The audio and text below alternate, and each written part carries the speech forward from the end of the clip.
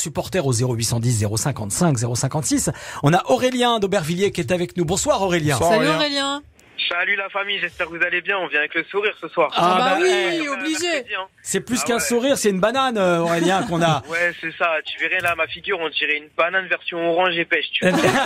C'est trois fruits mélangés vraiment. Aurélien, ça fait du bien des victoires comme ça, non? Bah surtout que là, effectivement, on voit que l'équipe de France elle monte en puissance. Premier match, on se prend un but, tac. Deuxième match, on se prend un but. Troisième match, on prend une purge. Là, à partir des huitièmes, mais de toute façon, l'équipe de France, je sais pas pourquoi on a peur comme ça à chaque fois avant, parce que c'est vrai que l'équipe de France c'est souvent comme ça en général. Pendant les trois premiers matchs, ils font n'importe quoi, et derrière, à partir des huitièmes, ça va, ça carbure, ça avance.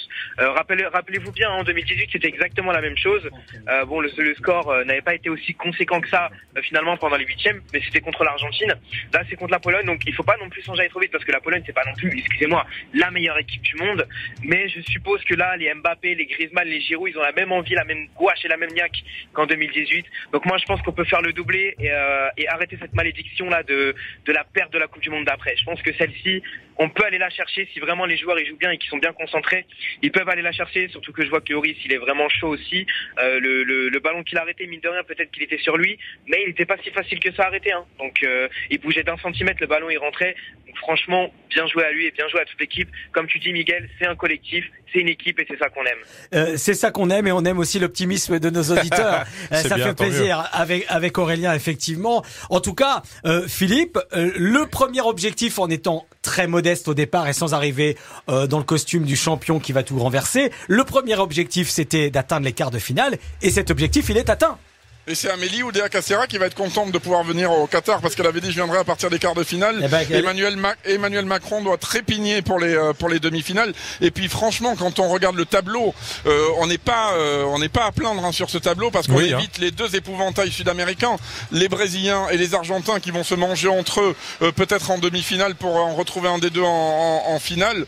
De notre côté du tableau, alors on aura l'Angleterre ou le Sénégal, on l'a dit, on verra tout à l'heure en quart de finale. Et puis après en face, on aura soit le Maroc, soit le Portugal, soit l'Espagne. Il y a pire quand même comme partie de tableau, puisque les Brésiliens et les Argentins seront donc de l'autre côté. Et voilà, on a un tableau ouvert, notamment en quart de finale. On verra encore une fois si c'est le Sénégal ou l'Angleterre. L'Angleterre qui est quand même vice-champion d'Europe, le Sénégal qui est champion d'Afrique. Alors c'est pas des petites équipes, mais de ce qu'on a vu ce soir, on peut être confiant. En tout cas, ils vont avoir peur, on est bien d'accord. joueurs qui vont jouer contre cette équipe. Si je peux me permettre, allez-y. Je pense qu'il faut vraiment faire attention parce que le milieu de terrain, par contre, tu vois, c'est le seul point négatif de cette équipe.